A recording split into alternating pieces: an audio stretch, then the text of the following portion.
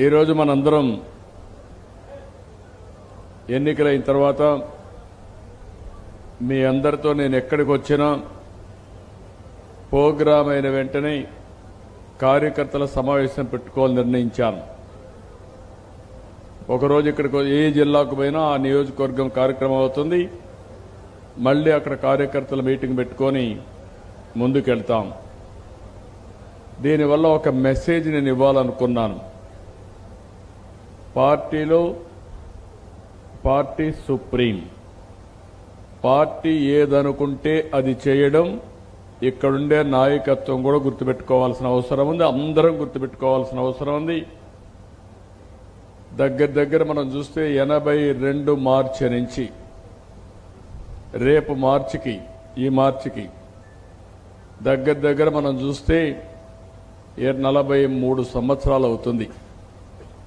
44వ సంవత్సరంలోకి ఎంటర్ అవుతున్నాం. 43 సంవత్సరాలు జెండా మోసిన కార్యకర్తలు భుజాలు అరిగిపోయేట్టుగా జెండాలు మోశారు, కష్టపడ్డారు, ఆస్తులు పైన తట్టుకొని నిలబడ్డారు. అలాంటి కార్యకర్తల్ని పూర్తిగా ఆదుకునే బాధ్యత పార్టీ నాయకత్వం పైన ఏ స్థాయిలో ఉన్నా కానీ. ఈరోజు తెలుగుదేశం పార్టీ ఒక ప్రత్యేకత ఉంది. చాలా రాజకీయ పార్టీలు వచ్చాయి. మళ్లీ ఆ రాజకీయ పార్టీలు కొన్ని రోజుల్లో కనుమరుగైపోయే పరిస్థితి కూడా వచ్చింది. కానీ 43 సంవత్సరాలు అప్స్ అండ్ డౌన్స్ వచ్చిన తెలుగుదేశం పార్టీ ప్రగాఢ ముద్ర దేశంలో వేయగలిగాం. దానికి కారణం మీరు చూస్తే ఏ పార్టీకి గౌరవం దక్కదు. దేశ రాజకీయాల్లో 96, 97లో గవర్నమెంట్లో ఫామ్ అయి 95 నుంచి దగ్గర 3 గవర్నమెంట్లు మనం ఏర్పాటు చేయడానికి దోహదం చేశాం.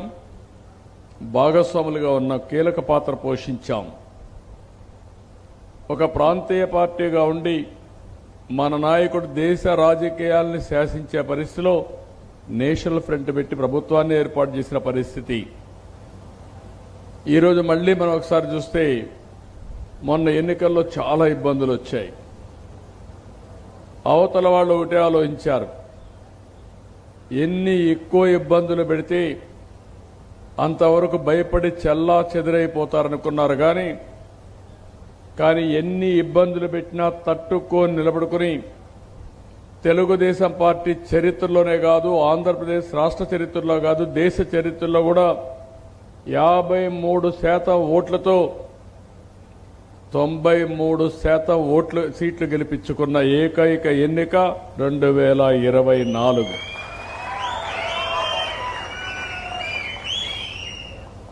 దాని వెనకాన మీ కష్టాలున్నాయి.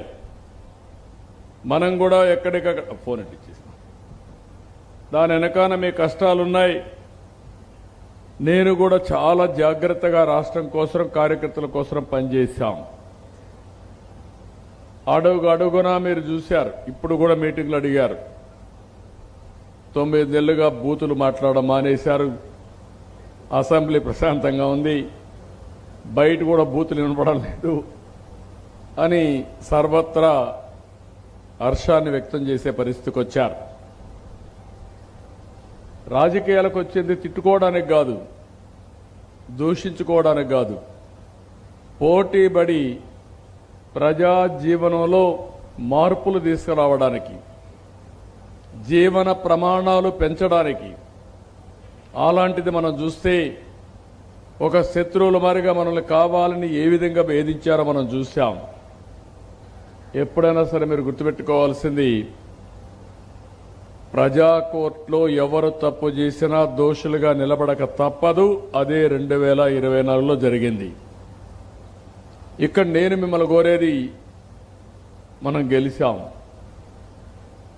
అయితే రాష్ట్రం కోసం పోరాడాం. నేను కూడా ఎప్పటికప్పుడు ఈ పార్టీని కాపాడుకుంటూ వచ్చినప్పుడు మీరు చూస్తే మొన్న ఎన్నికల్లో కూడా ఎవ్రీ స్టెప్ మీరు చూసుంటారు. కొన్ని మీకు అనుమానాలు వచ్చాయి. ఏం చేస్తారు, ఎట్లా ముందుకు పోతారని. నేనేసిన ప్రతి ఒక్క అడుగు కూడా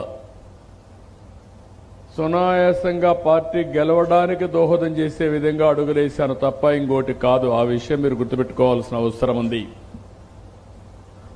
జనసేనతో పొత్తు పెట్టుకున్నప్పుడు కానీ, అదే మరి జనసేన అధినేత పవన్ కళ్యాణ్ గారు వచ్చి సంఘీభావాన్ని తెలియజేసినప్పుడు కానీ, ఇద్దరం కలిసి ఇప్పుడుండే పరిస్థితుల్లో మనకుండే ఆర్థిక ఇబ్బందులు చాలా ఉన్నాయి, కేంద్రం కూడా సహకరిస్తే తప్ప మనం ఆర్థికంగా బయటపడే పరిస్థితి లేదు, కాబట్టి కేంద్రంలో కూడా ఉండే గవర్నమెంట్కి సహకరించాలనే ఉద్దేశంతోనే ఎన్డీఏ గవర్నమెంట్ ఫామ్ చేయడం కానీ, మన యొక్క ఉనికిని కాపాడుకుంటూనే కేంద్రంతో కూడా భాగస్వాములయ్యాం.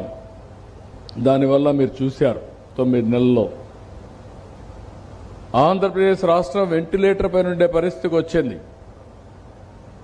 వాళ్ళు ఇచ్చిన సహాయం కూడా తీసుకున్నాం కాబట్టి నాకుండే అనుభవం, అదే మరి పవన్ కళ్యాణ్ గారు అందరం కలిసి ఇప్పుడిప్పుడే వెంటిలేటర్ నుంచి బయట తీసుకొచ్చాం, కానీ పూర్తిగా రికవర్ అయింది లేదు.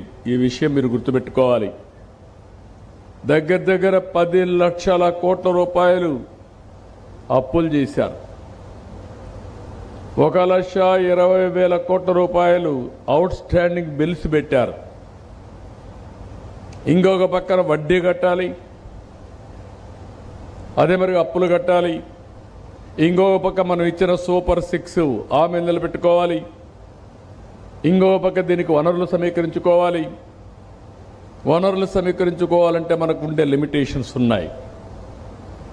లిమిటేషన్స్ కూడా మీరు చూస్తే ఈ సంవత్సరం మనం వస్తానే, పోయిన సంవత్సరం 8.5% గ్రోత్ ఉంటే మనం 12.94%కు పెంచగలిగాం. రాబోయే సంవత్సరం 15% అనుకుంటున్నాం. అంత గ్రో అయినా కూడా మనకు అప్పు రావడం కానీ FRBM ఉంది, లేకపోతే మనం బారో చేయాలంటే కొన్ని హద్దులు ఉంటాయి. ఇవన్నీ అధిగమించి మళ్ళా మనం చెప్పిన హామీలను నిలబెట్టాలి, అభివృద్ధి చేయాలి, సంక్షేమం చేయాలి, ఇవన్నీ ఉన్నాయి. నేను ఇక్కడుండే మీ కార్యకర్తలందరికీ ఒకటే విజ్ఞప్తి చేస్తున్నా, ప్రభుత్వం చేసే కార్యక్రమాలన్నీ మీరు అవగాహన పెంచుకోవాలి. ఎన్నికలు అనేటివి వస్తానే ఉంటాయి. మొన్న ఎన్నికయింది, నిన్న 2 గ్రాడ్యుయేట్స్ ఎన్నికలు వచ్చాయి.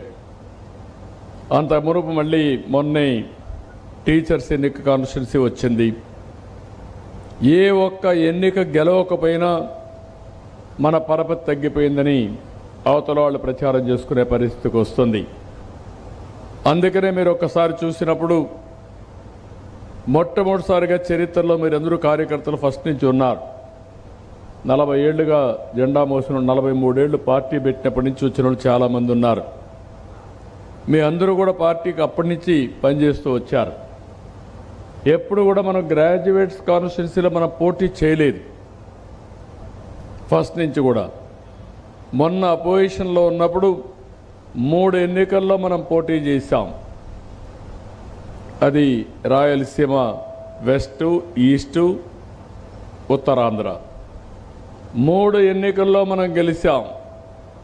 దాని ప్రభావం ఎన్నికల్లో 93% స్ట్రైక్ రేట్ వచ్చింది. That is an indication. నిన్న ఎన్నికలు వచ్చాయి, గోదావరి జిల్లాలో కృష్ణా, గుంటూరు వచ్చాయి. ఇవి చూస్తే అసెంబ్లీ ఎన్నికల కంటే ఎక్కువ ఓట్లు గ్రాడ్యుయేట్స్ కాన్స్టిట్యున్సీలో మనకు మెజార్టీలు పెరిగాయి. అంటే మన మీద ప్రజలకు నమ్మకం పెరిగింది, గ్రాడ్యుయేట్స్కి నమ్మకం పెరిగింది. ఈ నమ్మకాన్ని మనం కాపాడుకునే బాధ్యత మనందరిపైన ఉంది. నేను ఎన్నికల ముందు మీకు అందరికీ ఒక మాట చెప్పాను. నేను చెప్పింది ప్రజలకు ఆమోదయోగ్యమైన వ్యక్తులకే ఎమ్మెల్యే సీట్ ఇస్తాను. మీకు అందరికి గుర్తుంటుంది. నేను రెగ్యులర్గా సర్వేలు చేశాను, ఒకటి కాదు, అనేక రకమైన. ఇప్పుడు మనందరూ, మీరు నారాయణ రెడ్డి గారిపై నాకు అభిమానం, మీరందరూ నాకు తెలిసిన వాళ్ళే. కానీ నారాయణ రెడ్డి ప్రజల్లో లేకపోతే నేనేం చేయాలి? ప్రజలు ఆమోదించలేదనుకోండి, ప్రాబ్లమ్స్ వస్తాయా లేదా? ప్రజలు ఆమోదించలేని పరిస్థితికి వస్తే మళ్ళీ సమస్యలు వస్తాయి. అందుకే సీట్ ఇచ్చేటప్పుడు ఆచి తూచి అడుగులేసా. మీరు గుర్తుపెట్టుకోండి, మీరు ఒకసారి అధ్యయనం చేసుకోండి. నాకు దగ్గరగా ఉండే వాళ్ళకు కూడా ఈసారి కాదులే, అవసరమైతే నాకు అవకాశం వస్తే మళ్ళా ఎమ్మెల్సీగా ఇస్తాం, ఇంకోటి ఇస్తాం, పార్టీ గెలవాలి, కార్యకర్తలు కాపాడుకోవాలి, ఈ రాష్ట్రాన్ని మళ్ళీ పునర్నిర్మాణం చేయాలని ఏకైక ధ్యేయంతో, ఒకే ఆలోచనతో రాష్ట్రం ఫస్ట్ అనే నినాదంతోనే ముందుకు పోయాం.